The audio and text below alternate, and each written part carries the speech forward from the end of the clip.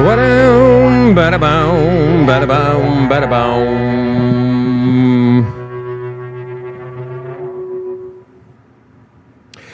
Hello, everybody. Welcome to the show. Interesting day in the circus today. Not as interesting as the last week and a half has been, but still there's enough tidbits.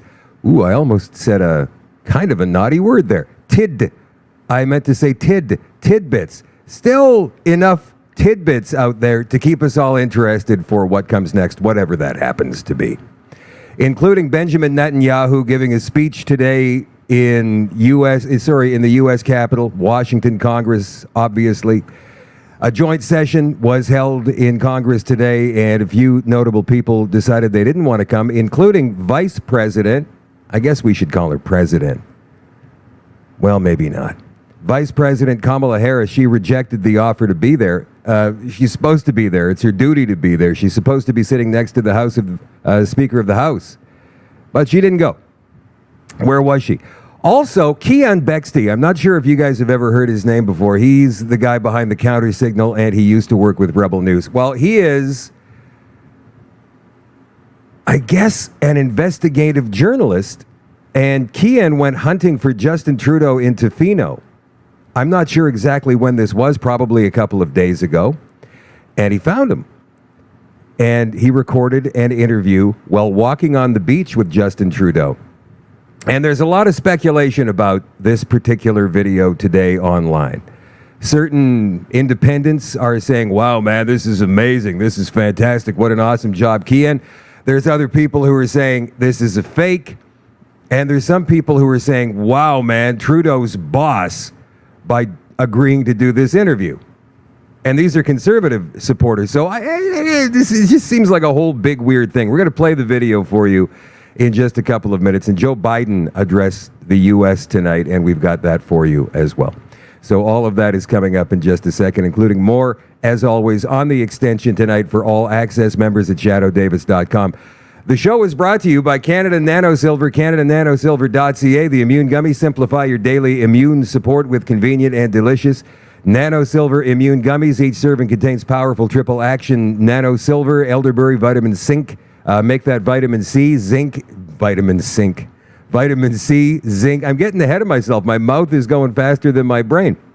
Vitamin D3 to help supercharge your immune system. Our safe and proven Nano Silver works alongside your body's immune system to help you stay healthy and strong for everything that life throws at you. Get this online if you're in for stuff like that at CanadaNanoSilver.ca. And by the way, the government's got everything on you right now anyway. It doesn't matter if you buy online at this stage of the game because they've already got that information. So go ahead. Feel free to do it. CanadaNanoSilver.ca. If you're looking for a retail location near you, there are over 30 from coast to coast. You can find them on the retail locations tab in the upper right-hand corner of the front page of the website. Right here. See that? And if you'd like to become a retailer of these awesome products, get a hold of Kevin and Anna through the contact tab at CanadaNanoSilver.ca. Again, that is CanadaNanoSilver.ca. Who's watching tonight? And by the way, I want to thank Anita Krishna for coming on last night. She's a great guest. I'd like to have her on more often. And, of course, Granny Mackay, who gave us a report from the trial of the Coots 2 in Lethbridge yesterday. I think she had just gotten home and she tied into the show. In case you missed the show last night, she came on around the 45-minute mark of hour number 1. Hello, Patricia, who is watching in Grimsby, Ontario tonight. Hello. Robert, watching in Kelowna. Hello, Dorothy, watching in Fern Ridge, Langley, British Columbia. Murray is watching in Davidson, Saskatchewan. Hello, Joycey in Winnipeg. Harry's watching in Vernon, British Columbia. Dan is watching tonight in hot and humid Ross, Manitoba. Glenn's in Kenora, Ontario. Kev is watching tonight. Kevin from Canada Nano Silver. He's just north of town. Winnipeg here. Dave is watching tonight in Winnipeg. Hello, Stephanie, watching in Delta, British Columbia. Johnny Bravo's over on YouTube watching. JJ is watching in Waterton Park, Alberta. Diane, hello in Saskatchewan. If you're watching on Facebook tonight, please like and share. If you're watching on X tonight, it's a reshare and a heart. It's a like, a thumbs up. Smash that like button, as they say if you're watching on YouTube tonight. People are saying, why don't you use YouTube? Clyde, do something. And other big conservative independent media use YouTube. And I say, yeah, I I have used YouTube. I do use YouTube, but I'm not exactly into hyping YouTube because they've taken me down twice. So I think they're probably going to do it again at some point. The channel's got one strike already and probably more to come. But if that's your jam, if YouTube is your thing, go ahead and follow me there. Smash the like button, subscribe, whatever. And yeah, let's maybe, I don't know, maybe I can get the YouTube thing going before they take me down again. If you're watching on Rumble tonight, that's my preferred. That's one of my top 3 social media streaming platforms. Mouth of the South is watching there tonight. Little Farmer 2010 is watching tonight. Hello Notable and Tamio Kid and Vilma and Bright Can News. World Peace. Moore Jof in Red Deer. Hello, everybody. Don't forget to hit the thumbs up button there. And if you want to share it out, you can do that by hitting the share button beneath the screen. It highlights the URL above the screen. From there, you can copy and paste to your favorite location. Let's get this out to as many Rumblers as we possibly can. There are 100 million subscribers to Rumble. I would love to be back on the front page of Rumble so we can get this out to more people.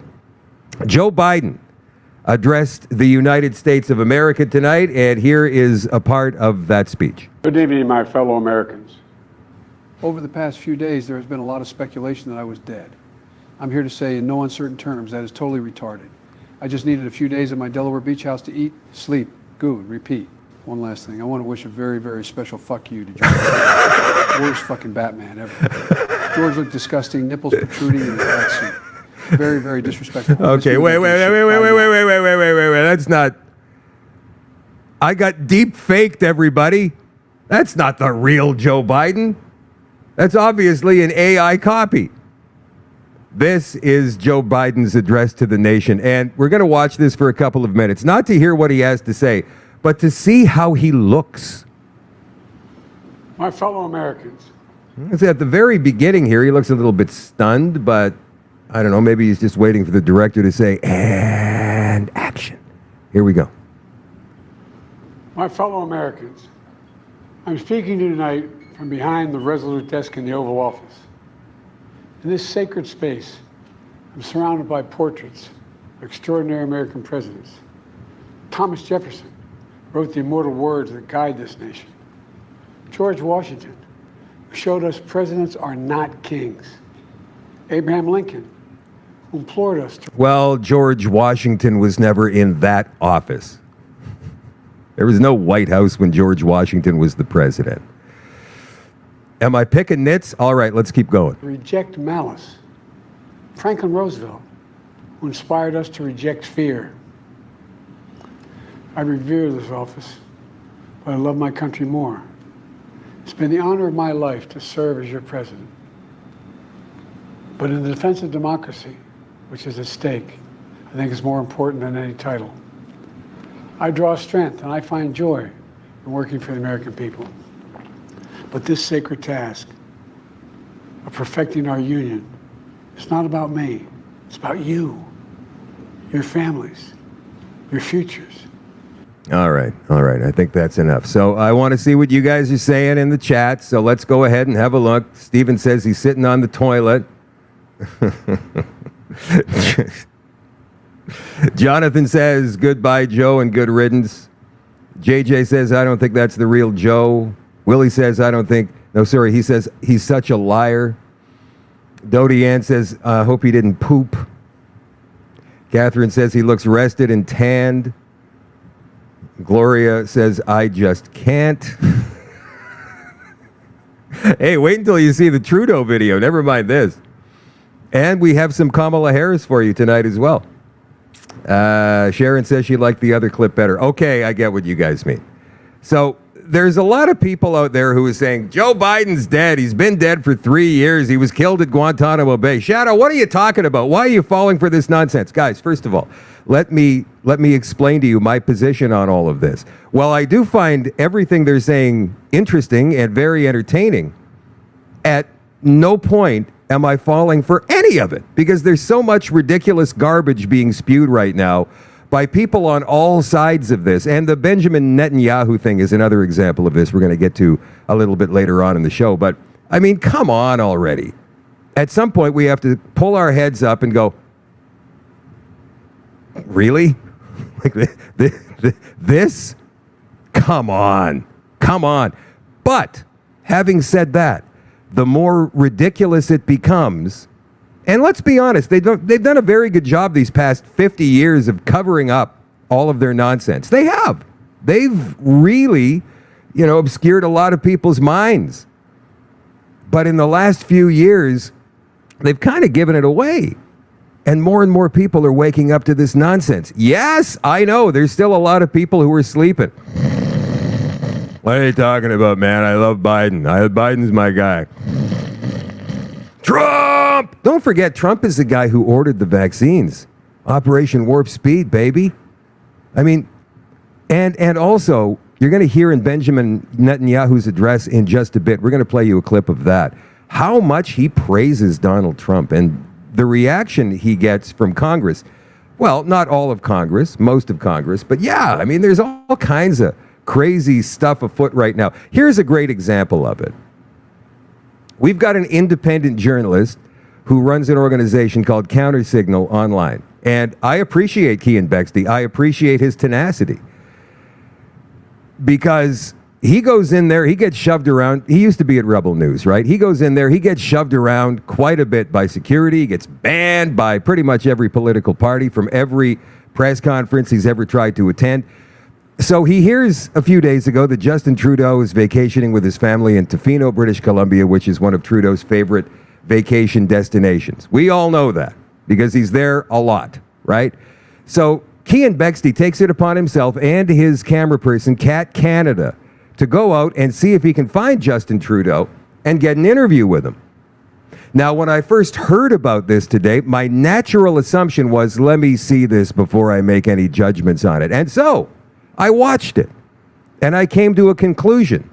And now I want you guys to do the same. Here it is. It's 13 minutes and 50 seconds. We're probably not going to play the whole thing, but we'll definitely give you a good portion of it. Here we go. Sir, I'll just ask you super quickly. Your minister said they're going on vacation. No, don't put your hands on me. Don't put your hands on me. More than any political leader on the face of the earth, Justin Trudeau carefully manages his media appearances. Who's allowed access to him? Who can get into press conferences? Who he'll arrest if they get too close? Who he'll sit down for an interview with? You had your media advance call the RCMP because I was going to ask questions that you didn't want. I wasn't the CBC, I wasn't CTV, I wasn't Global News, so you had to get arrested, so we came out. Following his catastrophic by-election loss in Toronto, the Prime Minister has gone into hiding. He refuses to call a caucus meeting, and his administration is hanging on by a thread. The line is right here. Okay. Sure, thank you. Are you looking for a replacement right now? No, I am absolutely not. I am running in the next election. All right. So did you see there where Bexte is on the beach with his camera person who's doing the filming, obviously, so we're not going to see her, but the security steps right in front of Bexte and, hey, now there's only two of them that I can see. This, after a presidential candidate was shot in the United States 10 days ago. I understand that Trudeau's on vacation in a very difficult to get to spot. Tofino is not easy to get to. But don't you think there'd be more people around Trudeau? And maybe not ordinarily when he's on vacation like this, but right after a presidential assassination attempt, don't you think that maybe security would be beefed up a little bit more rather than just two people, one of them being a smaller woman? That's what makes me scratch my head here. At least one of the things. Let's continue. Concerned at all about your poll numbers? No, I am not. What causes you to not be concerned? After reviewing open source information and discerning the whereabouts of Prime Minister Justin Trudeau's plane, we realized he was in hiding in Tofino. The mainstream media was calling it a vacation, but we knew where he was, and we knew that this was the only opportunity we'd have to get questions answered. Could I ask you though? Sorry, sir. I'll just ask you super quickly. Your minister said that going on vacation. No, don't put your hands on me. Don't put your hands on me. Then please. Your minister said that going on vacation on road trips actually causes the world to be set on fire. Thank you, sir. We're wondering how you could justify coming on a huge plane. Would you say that you're hiding from your caucus, actually? All right, so Trudeau is walking away from him right now. He's not responding. He doesn't want to be interviewed. He walks right up to the camera here, and that's what he's saying. I don't want to be interviewed right now. I'm on vacation with my family. All right, so let's continue. This is when security moves in here. Good. You having a good time on vacation, sir? I'm Are you happy on to vacation? Now, excuse me one moment, but this guy here, Enjoying your time on vacation? does this guy look like prime ministerial security to you? He doesn't to me. Maybe he's just some dude on the beach. I don't know. And this guy here, maybe a little bit more, but this guy definitely not. He's not in the best of shape, wouldn't you say? Good. You having a good time on vacation, sir? I'm Are happy you on to speak with vacation? you because actually You this on is the first vacation? time we've been Are able you to on speak with vacation? you Have a because good your day. government is so. Okay, this other guy here looks maybe a little bit legit. We want to know why you can justify going on a chartered government flight when your minister says that go. And this woman here, unless that's all muscle, I don't know, maybe she knows jujitsu or gung fu or something. Going on a simple road trip. Sure, thank you. I'll be with you in a bit. Thank you. I appreciate it. So tell me. I just want to Hang on, know. no, I want no, you. no. Okay, so this is the moment that Trudeau actually goes around his own security and starts talking to Bexley, but he wants to ask questions. Trudeau wants to ask questions. You don't know? No, You can ask me one question, I'll ask You you asked one about your mom. Okay, sure. Do you think Prime Minister should be able to have a family life? Absolutely. Okay. Can you imagine? Now, one question. No, I get to ask one question. You've You ask one multiple question. questions. You haven't I'm gonna answered ask one though. So I'm going to ask one more. families get. Do you Prime ministers think- get to have a family do you life. think- Journalists also get to have do you access to think- prime ministers. I have. Okay. So what's your question? Well, I want to know if you're hiding from your caucus, why you won't call a caucus meeting. I am not hiding from my caucus, and I've had many conversations and meetings with caucus. Okay, question for you now. Can you imagine, and do you think that kids who grow up in a prime minister's family deserve to have a normal-ish life with their family? Absolutely, yeah. Okay. And can you understand? Can I ask a question now? Sure, go ahead. So you are passing a bill right now. You're pushing through a bill that's going to. It's called the Online Harms Act, and you're sort of putting a bunch of policy in behind protecting children. You say it's all about protecting children, but that bill is actually going to censor Canadians' ability to access the internet, to exercise free speech. Why put those two bills together? Why not separate them? Right? First of all, it's actually not doing any censoring of the internet, and it's entirely focused on protecting kids. So, my kids spend an awful lot of their life dealing with me as Prime Minister. Every now and then, I get to go away and watch my kids playing in the water. And this is the 10 days I get on vacation for the entire summer. And as you know, I work more days a week than the vast majority of Canadians. You've actually taken hundreds of vacation days last year. Hold on. I'll let you finish. Sorry. You can do the math. Glenn McGregor did the math last year, pointed out how many days I work as Prime Minister, and it's equivalent of working every single day of the week and Saturday and not taking any day off, not any bank holidays, not 2 weeks of vacation. Okay, so he's lying. Even in this relaxed vacation state that he's in, he's lying. But let's continue. Nothing. I work incredibly hard, and I get to be dad with my kids with nothing else going on for 10 minutes. My son was just out there in the water, splashing around, and he came to see me because he was so excited that I came out to see him, and he instead saw me, giving an interview, being Prime Minister again, and right now he just wants me to be my dad, and I'm trying to give him a little bit of that right now. I'm happy to take questions when I'm in Ottawa. I'm happy to take questions when I'm making announcements. I do more media press conferences than any other politician these days. Justin, can you tell me why your Minister of Climate Change is serving on a communist council? Can you tell me about that, Justin? So your government has overseen the greatest collapse of news media in this country's history. When will you take responsibility for your own incompetence, Prime Minister? So we actually had to sue you to get into the government debates. I work for the Counter Signal, but Okay, what is that? formerly it's a conservative, albeit right-wing news outlet based out of Calgary, and we had to fight to get into the leaders' debates during the last election. Why did you stop? You might say it was the debate commission, but it's a debate commission that you created. No, it's not. Stopped a lot of independent journalists from coming in to ask questions. The Ottawa Press Gallery is a self-regulating body of journalists who make determinations who gets to be members of political journalists in the Parliament Press Gallery. The government has no say in that. It's your peer journalists who make decisions about who gets accredited in the Parliamentary Press Gallery. Do you think that it's a little bit strange that your minister, Mark Holland, said that going on a road trip... We're just going to change... No, I'm just going to keep asking you questions. Hopefully it's okay. Mark Holland said that going on a road trip is equivalent to setting the world on fire. But You can take a summer fun time vacation where you're locked in a car for 10 consecutive days, nonstop with no bathroom breaks, and the Conservatives had a plan for you to have that summertime fun. And the cost?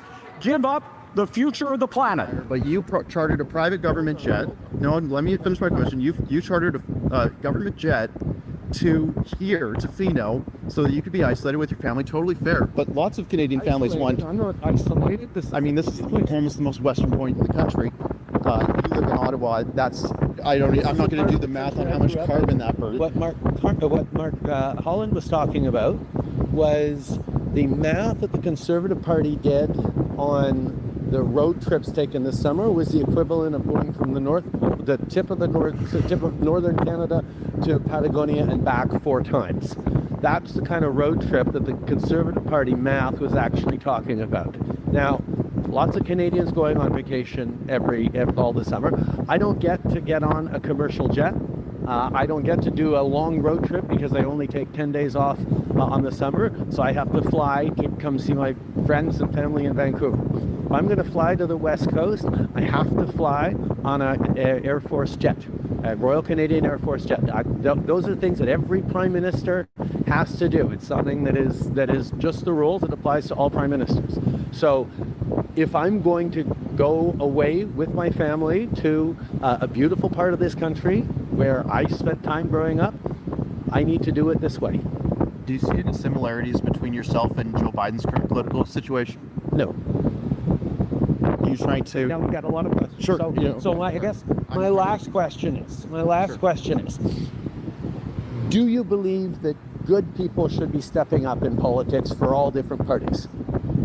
I think that good people should be elected to office for sure. I think that that's an important thing. Do you realize that one of the challenges we have right now is good people are looking at the costs of being in politics, being in public life, costs on family, costs on all sorts of different levels, and wondering whether or not it's worth it. All right. Enough of that. I want to ask you what you think about this. Do you think that Cian Bexty just got through the security, showed up in Tofino, got through the security with his camera person, and was able to start asking Justin Trudeau random questions? Go ahead and write it down in the comments. I'd love to hear what you have to say. To me, that seems like an impossibility. I don't know. And even if he got down there, and this was a surprise, and I don't know if it was or not, why would Trudeau talk to him? Why would Trudeau talk to a guy that he claims not to know? What's the counter signal? I don't know what that is. Because Trudeau even said, like, I didn't have you arrested. I didn't have you banned. I didn't do any of that. Is he talking to Cian Bexty as though he knows who he is? Jody says it's all a setup. Now, How could this benefit Justin Trudeau? Why did Justin Trudeau decide he wanted to talk to Bexty here? Because, as we pointed out earlier, he has never spoken like this before to a conservative independent journalist. As a matter of fact, we know that he loathes them. He loathes Rebel News. He loathes people like myself. He loathes people like Keean Bexty. So why would he do this?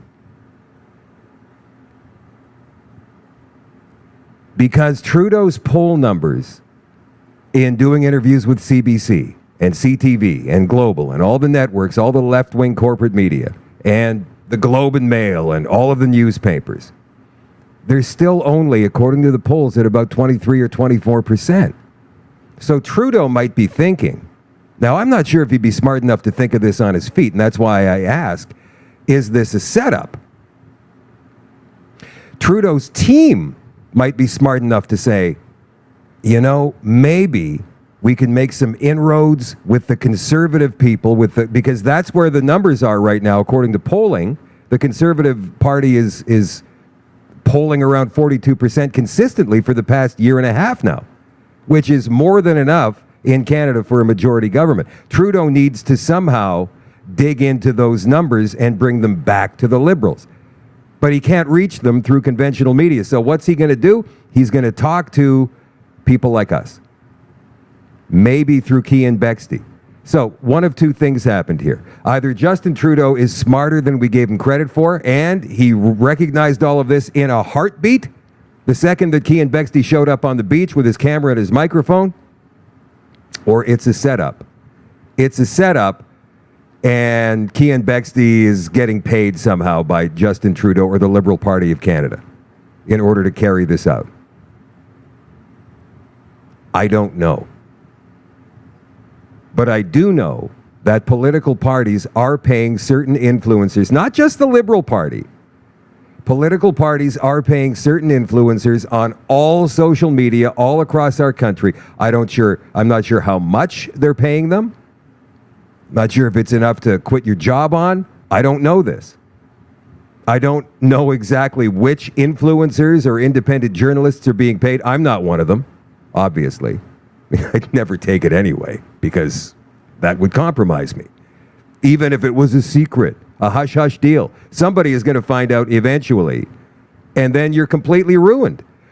But I do know that certain independent journalists, and I'm not going to name names here because I don't want to do that. It's not for me to do it. You'll find out eventually. I'm not giving up anybody here. But certain of them are being paid. And again, I don't know how much, but they are. And like I say, it's independent journalism on both sides of this issue, good and evil.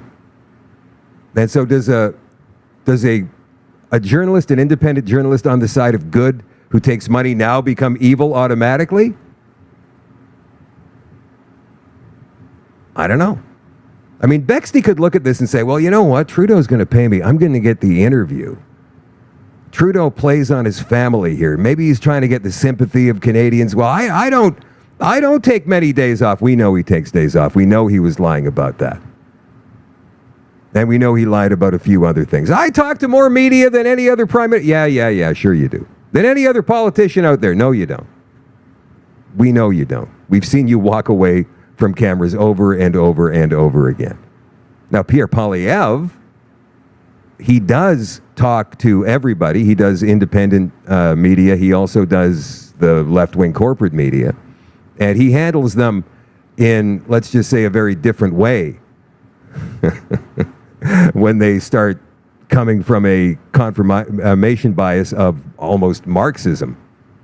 But anyway, I found that to be very, very interesting, and I want to hear what you guys have to say.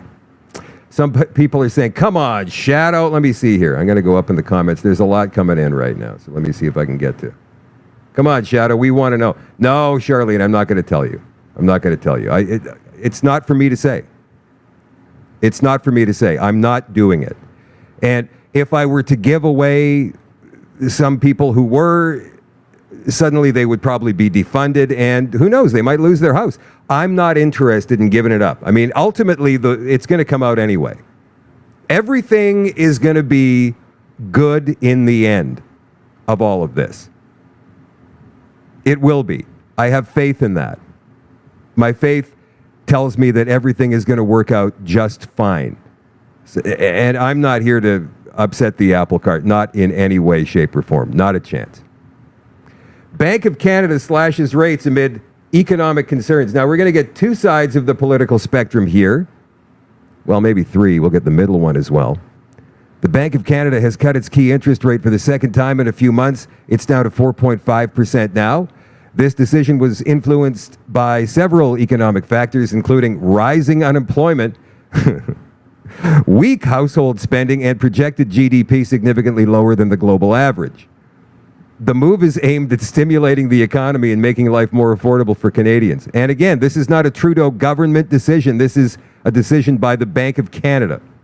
However, there are concerns the rate cuts may not be sufficient to address the underlying economic issues, with some experts suggesting that more aggressive measures might be necessary to prevent a hard landing for the Canadian economy.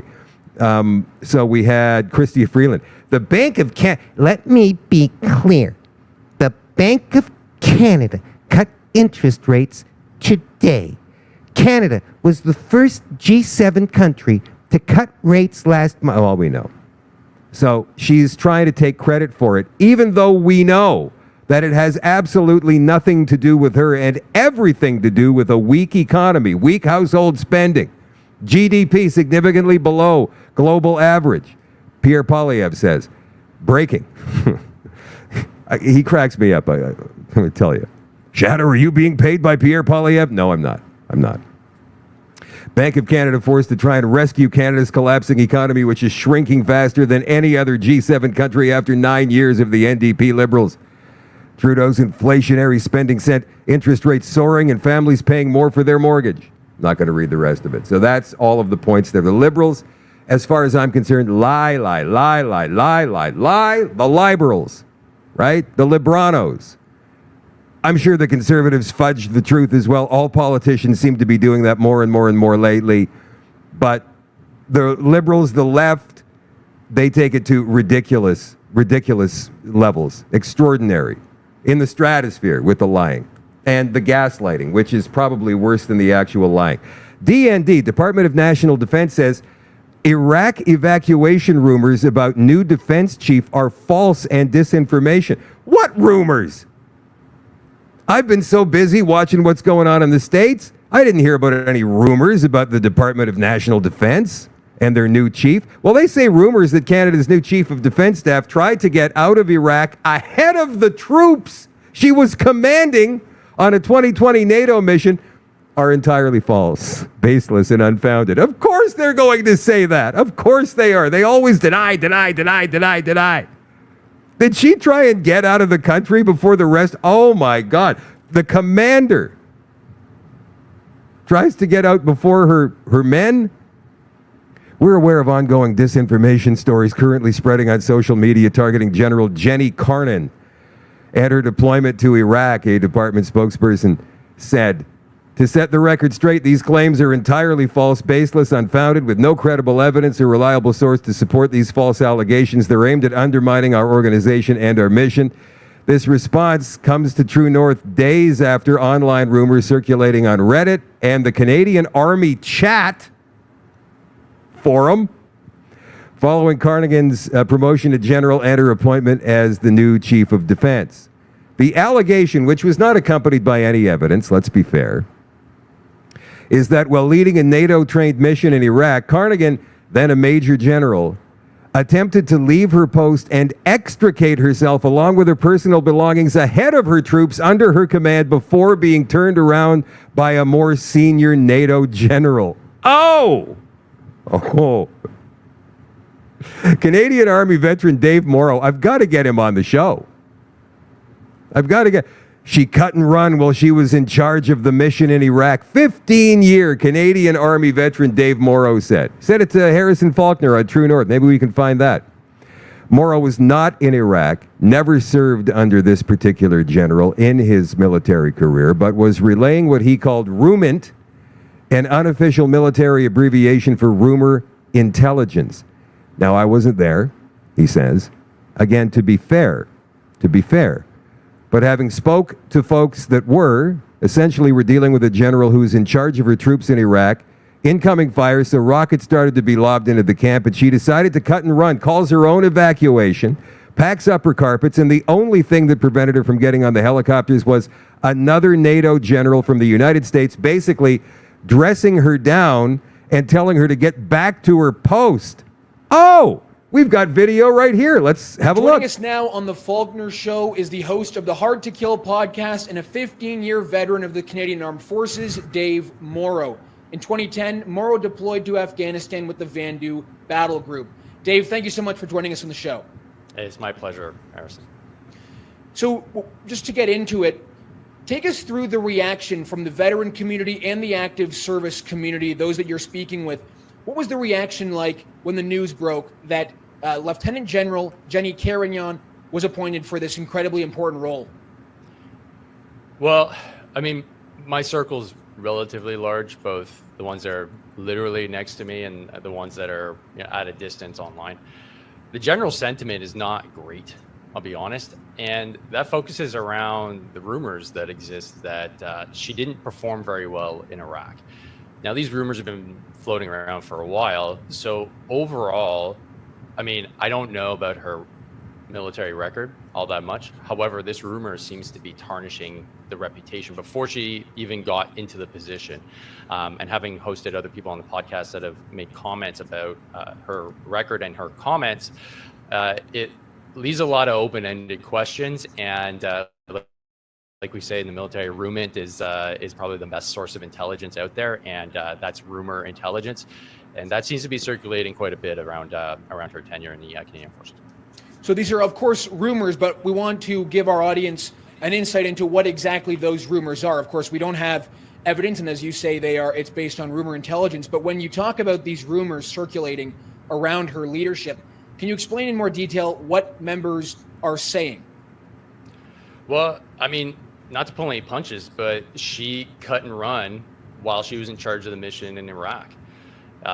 Like, I'm currently wearing the shirt, which is Iraqi from Corporal News Network, that outlines the ridiculousness of that situation. Now, I wasn't there, but having spoken to folks that were, essentially we're dealing with a general who was in charge of her troops in Iraq, incoming fire, so rockets started to be lobbed into the camp, and she decided to cut and run, call her own evacuation, pack up her carpets, and the only thing that prevented her from getting on the helicopters was another NATO general from the United States basically dressing her down and telling her to get back into her. We got to get that guy on the show. We want more details. Okay, guys, before we continue here, again, the Shadow at Night live stream is brought to you by Canada Nano Silver, CanadaNanoSilver.ca. Let me bring up this picture here and put it right there. All right, this is Kelly Lynn Peary. Kelly Lynn is with Detransitioners Canada. Kelly Lynn was born a woman, transitioned to a man. You can't really do that, but that's what Kelly did. After years of sexual abuse when she was a child, and has since started the process, the journey of detransitioning. Kelly Lynn joins the show tomorrow night. I spoke to her today, briefly, well, not really briefly. It was about an hour. And she had some very fascinating things to say. And she's going to come on tomorrow night. She's going to talk about everything she's been through. And for the first time, because so many of us, and it's very interesting and important that we try to view ourselves through the lens of the other side. And we're going to be able to do that at least for a bit tomorrow night. And also maybe look at them through a bit of a different lens ourselves. Why they do what they do. Why they say what they say. I'm not making any excuses for them, believe me. I still think that what's going on over there is incredibly evil. More so now after the conversation with Kelly this afternoon than I did before that. But you're going to find out for yourself tomorrow night exactly how deep this goes and how young these kids are when it begins. All right, here is the Speaker of the House, Mike Johnson, in the United States, talking about the upcoming speech. Now, this was upcoming before he gave his speech, Benjamin Netanyahu, Prime Minister of Israel. He's talking about Kamala Harris deciding not to be there. So let's hear what the Speaker of the House had to say. Alone, it has never been more important than it is right now for us to stand with our closest ally in the Middle East and our traditional partner in all these things.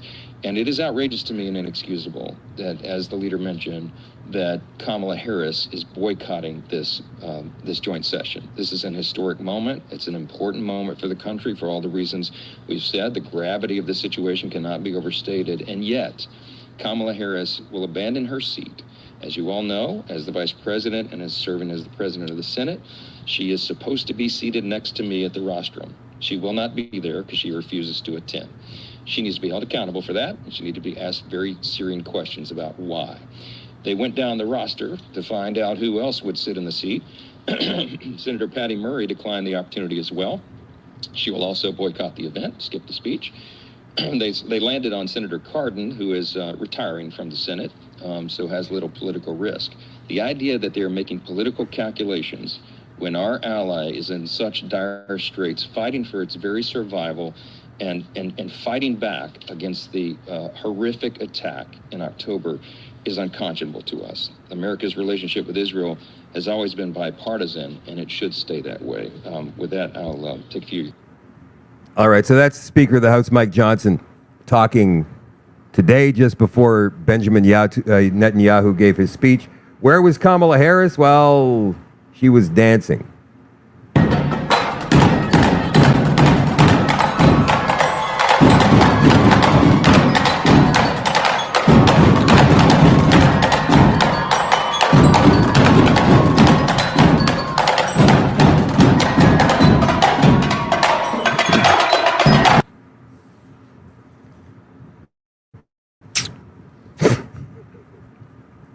I mean, it's easy to see, isn't it? It's easy to see in any country. Left versus right is like adults versus children.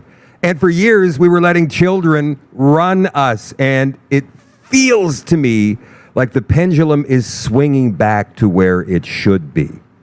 I'm not saying that children should be seen and not heard, because that's too far back. And maybe we'll get to that point too at some point, not too far in the future.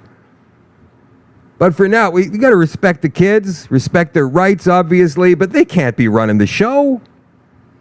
They can't. There's a reason. There's a reason for it. Representative Andy Ogles, who's a Republican from Tennessee, filed articles of impeachment against Vice President Harris yesterday. As Republicans ramp up attacks, while she launches her presidential campaign. The filing expands on previously introduced articles that target Harris's record on immigration, a GOP rallying cry against the vice president. He added a second article in the new filing which claims Harris covered up Biden's mental well-being, constituting a breach of public trust. While Biden ended his re-election campaign on Monday, he has maintained that he will finish his term and is in good health. And I do have to say that presentation that he gave tonight to the nation looked all right. He was mumbling, and if it was Joe Biden and not some dude in a costume, he looked okay. He looked fine for a couple of minutes. Okay, here is a part of Benjamin Netanyahu's speech in front of Congress today. Like Americans, Israelis were relieved that President Trump emerged safe and sound from that dastardly attack on him, dastardly attack on American democracy. There is no room for political violence in democracies.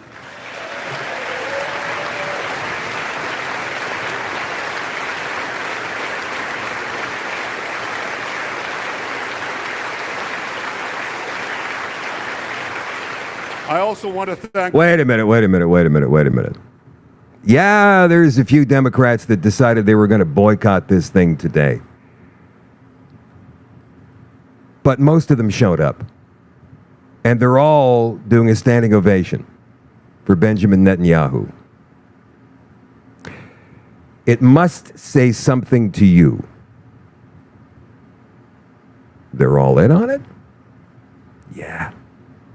President Trump for all the things he did for Israel, from recognizing Israel's sovereignty over the Golan Heights, to confronting Iran's aggression, to recognizing Jerusalem as our capital and moving the American embassy there.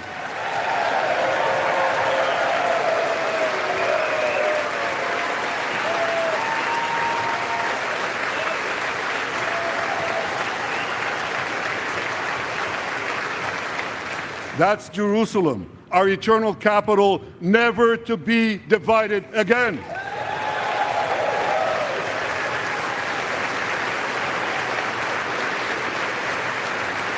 Apparently, Netanyahu set a record for standing ovations in Congress today in a joint session.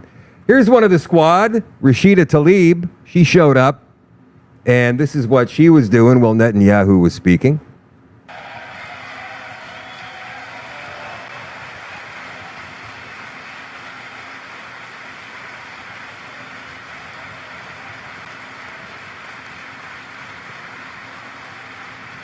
In case you can't see it, by the way, courtesy of C-SPAN, in case you can't see that because you're watching on a small screen, she's holding up a little sign like you do at auctions that says war criminal. Elon Musk was even there today. Here he is. For the Netanyahu address today? I am. You plan to attend? I do. And whose guest are you? Netanyahu. Okay. Did you speak to President Trump about for the Netanyahu address? Elon Musk, a guest of Netanyahu. All right. Guys, I know that you know that I know that you know that I know that something is very crooked when it comes to Benjamin Netanyahu. That's why I haven't spoken so much about this conflict that's going on over there in Gaza, in the Middle East. Because there's two really evil forces battling each other. It's like watching a World Wrestling Federation main event where two bad guys are going at it. Right? I mean, the Palestinian people are the ones who are paying, and a lot of the Israeli people are the ones who are paying as well. Not as many as Palestinians, but still, a lot of innocent people are paying the price here. Hamas is an evil organization. Benjamin Netanyahu, as far as I'm concerned, is quite possibly the head of the snake here. When we talk about Kazarian, that's who we're talking about, in my opinion. And again, I have nothing. You see, this is such a heavily layered and nuanced conversation that it's difficult to talk about it before people get all crazy and their hair goes on fire. I can't believe you're saying that. And they don't hear anything that you say after that. So that's why I've chosen to avoid it. And anybody that I've asked to come on the show to talk about it is heavily biased on one side or the other. Now, I understand it would make an explosive show probably to have two heavily biased people on the show and have them duke it out, but it's not really going to solve anything. It's not going to give you any different perspective. It's up to all of us to find out exactly what this is. And yeah, it's another war the Americans are contributing heavily to. And who is running off like a bandit? The military-industrial complex and all of the billionaires who are connected to it in some way, shape, or form. And politicians all along the way. All of them were standing clapping today. All of them. Standing and clapping today. I found it to be very interesting. Colin Rugg reported today that pro-Palestine protesters were filmed dragging and assaulting a police officer on the bricks outside of Union Station today, and here's some video of that.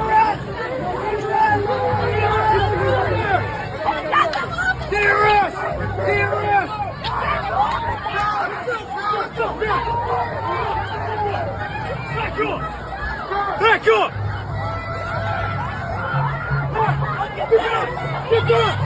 We're back, you fucking idiot! We're back! Shut the fuck up! Get the fuck off him! Get the fuck off him! Shame on you! Whoa, he's strangling him! There's more pro-Palestinians protesters. And again, you know who these kids are? These kids are brainwashed university students, presumably, and paid activists who are there to rebel rouse.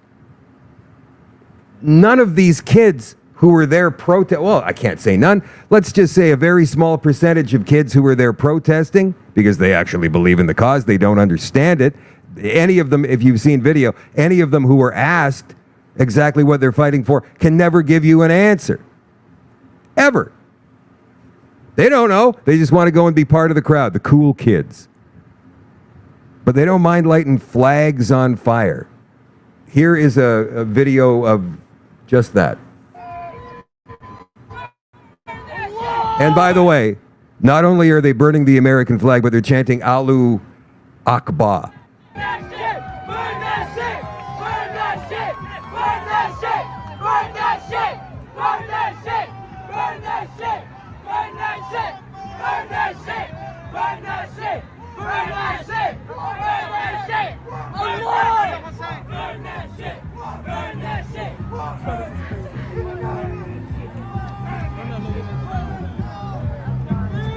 Allahu Akbar!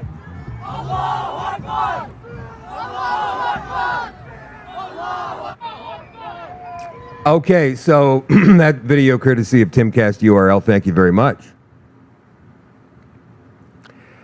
In America, just like in Canada, probably more so in America, as a matter of fact, I can take probably out of that sentence, we have certain rights and freedoms. And one of them is, I suppose, you can burn a flag as long as you don't hurt anybody doing so. It's your right to do so. But why would you show so much disrespect for the men and women? Because ultimately, to me anyway, that's what this means. Disrespect for the men and women who have given their very lives to defend your way of life, so you kids can sit there on your iPhones drinking Starbucks coffees and playing video games. Why would you decide that you want to do such a thing? Because that flag, both Old Glory down in the United States and the Maple Leaf up here in Canada, represent freedom and liberty. And we've had it very good for a very long time in these two countries. And these kids don't see that. I believe they've been mentally damaged from the lockdowns that occurred in the last 4 years, and they've been indoctrinated by Marxist, communist,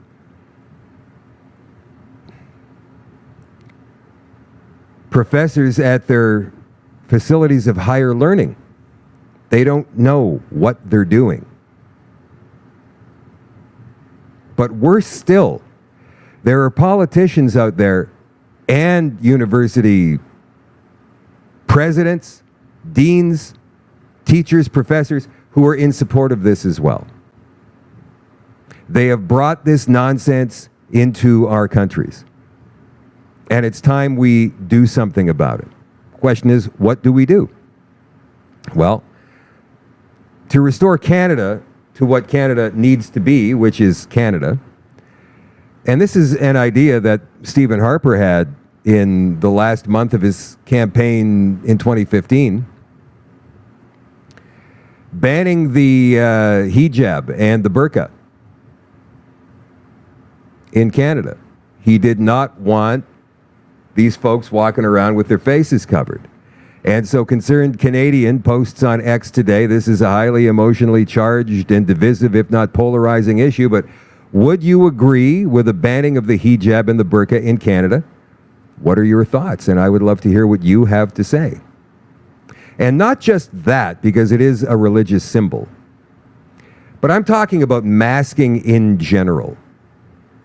What do we see when we look at these protests out there in the last few years? No matter what the protest has been about, except for, of course, anything we did, because I don't recall seeing any masks at all at the Freedom Convoy or any of the other convoys or the bridge blockades or the border crossings in our country in the past few years. We weren't wearing masks, but every other one, like the Palestinians especially, and the Black Lives Matter and all of that stuff, those kids are always wearing masks. Surgical masks or burqas or whatever it is, covering their face. You wear a surgical mask and then you wear sunglasses over top. You hide your face. You can't be identified by any cameras out there. Therefore, you can't be arrested if you're not arrested on site during the actual protest by police. And if there's enough people there, chances are very good you won't be. So should it be, and you also understand one of the other reasons I'm asking for this as well, right? Right? If we ban masks, we're banning masks. What's more important? Banning a device, a facial covering that doesn't do a thing to stop a virus? We're banning a mask because the person behind that mask and those sunglasses could do a great deal of damage to public property, not to mention private property, or perhaps your own person. They might just decide to beat you senseless, or they might decide to beat a cop senseless or drag him through the streets like they did in the video we just watched. And of course it's because they don't want to be identified, Jane. Absolutely it is. And yes, it is Antifa, Paul. Of course it is. Should we ban it? I believe we should. Excuse me for 1 second. I had to cough, but now I'm back. One last thing before we wrap up the social media portion of the show tonight, and then we have the extension coming up for you for all access members at shadowdavis.com, SHADOEDAVIS.com. If you're not a member, I suggest you go and buy a membership, and we'll see you over there in about 5 minutes' time. We still have much more to cover tonight, including the science is different at different hospitals in Ontario, and they're actually making people wear masks at certain locations in Ontario for emotional comfort.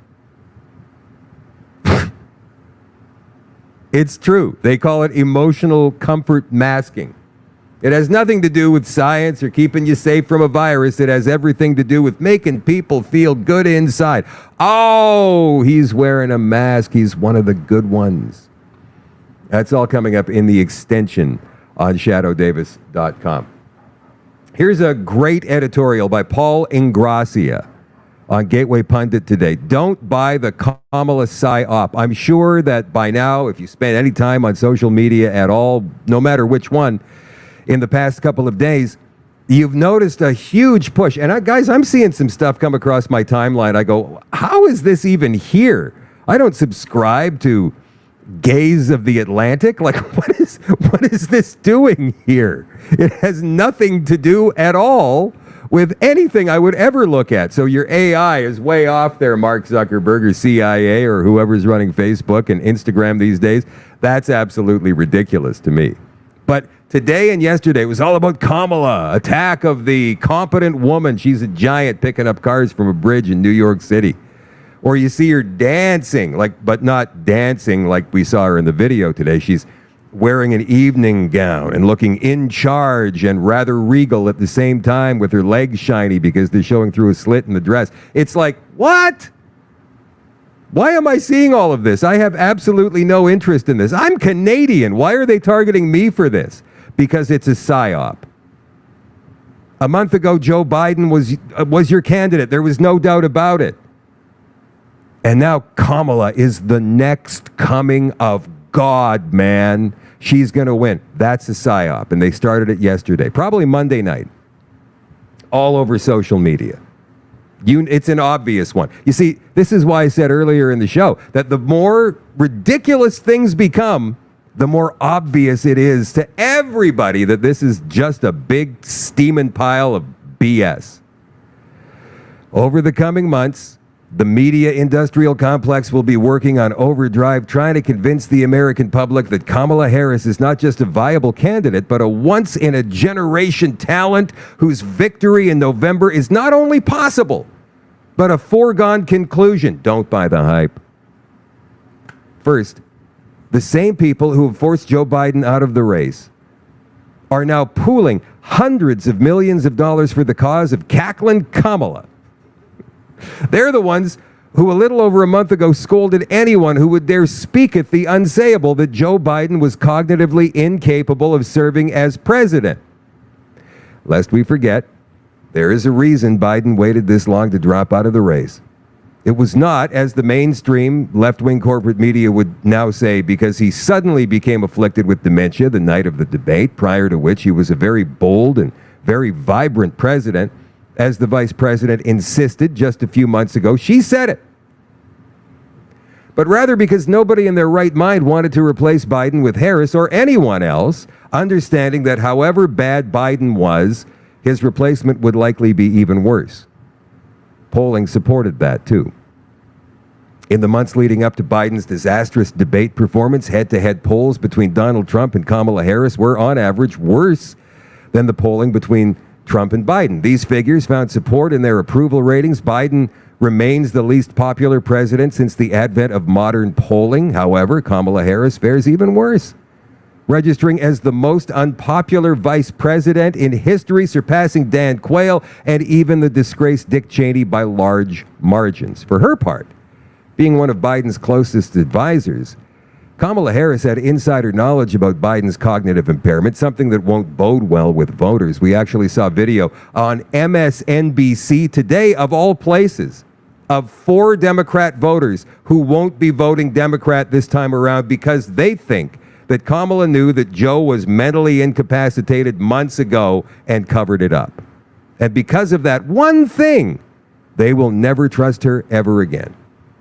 Kamala, behind only his wife, Biden's wife and son, likely knew more about how bad Biden's condition was than anybody on the planet. Yet, all that time, she hid these critical details from the public, putting the country at grave risk in the process. Only once Biden's cover was finally blown in that debate and friendly outlets like CNN and the New York Times began turning on the president in droves did Harris start making moves, resulting in the sequence of events that culminated in Biden's resignation less than a month later. Well, I personally don't think that Kamala was behind that. She may have had a hand in it, but that's Biden, Pelosi, and the Clintons all the way. Harris's entire career in national politics is the portrait of a textbook opportunist, someone with little to no real convictions. She'll move to the left, as she did during the 2020 Democratic Party, playing up her identity politics credentials whenever that proves convenient. This mirrors an earlier stage in her career, serving as prosecutor and attorney general of California, where she pivoted to the right and pretended, at least, to be tough on crime to appease law and order types and appear more moderate. But make no mistake, the real Kamala Harris is a deeply unlikable woman with a disastrous record and checkered past, who's even despised by her own staff, as shown by a staggering 92% turnover rate in her office over the past 3.5 years. Her cut-throat opportunism was on display the moment she entered politics. It's well documented that she started her career through an affair with former San Francisco Mayor Willie Brown, a kingmaker in California politics.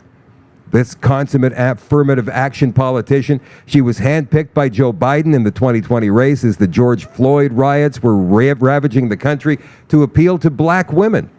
Every political office she ever obtained was through sex under both definitions, and race, never because of merit.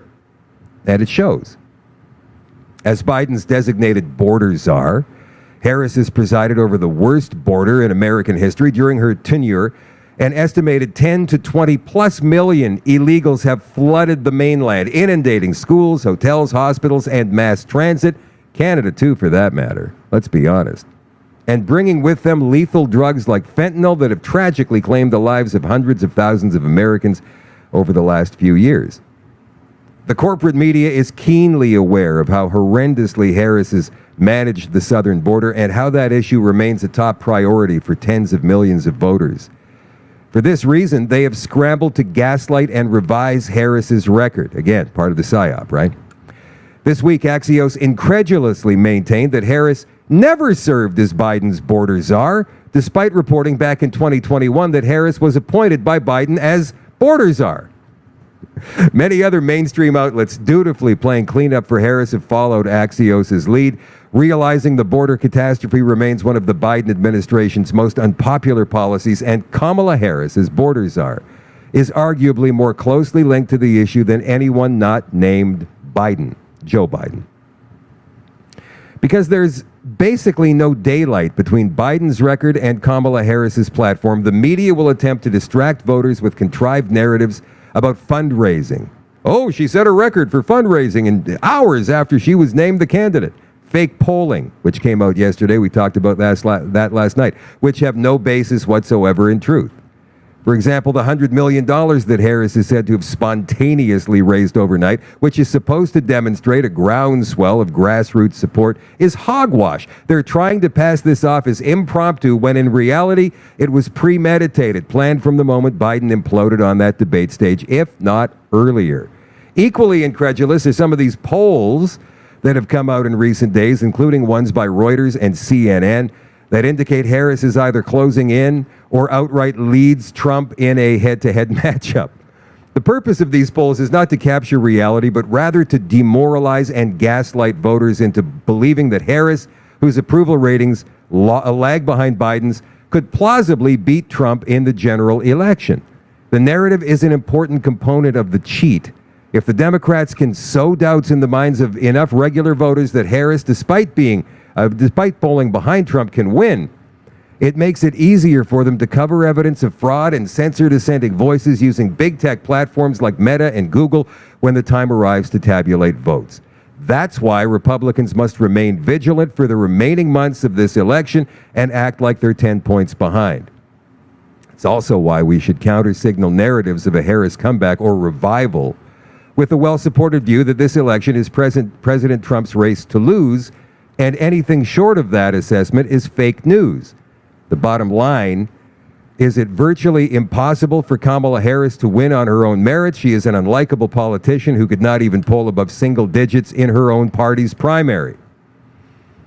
She's only in her position because of DEI and sexual favors. She is widely seen as an institutionalist, lacking in democratic legitimacy, the byproduct of sketchy political chicaneries, actively plotting behind the scenes, which resulted in the near ouster of President Trump and the ouster of President Biden. In short, the same people who brought you the mask and vaccine mandates, the George Floyd revolution, and Slava Ukraini are also trying to sell you on Kamala fever. Don't take the bait. Kamala Harris is another psyop artificially inflated by donor dollars and media chutzpah, but ultimately has no real-world grounding and for these reasons plainly lacking democratic legitimacy. That, my friends, is a scorching, awesome column in the Gateway Pundit that we found earlier today. That's it for the social media part of the show tonight. We'll see you in the extension on shadowdavis.com in just a couple of minutes. If not, we'll catch you tomorrow night at 8 o'clock Central for another Shadow at Night live stream. I love you all. I appreciate you all, and I'll talk to you soon. Bye for now.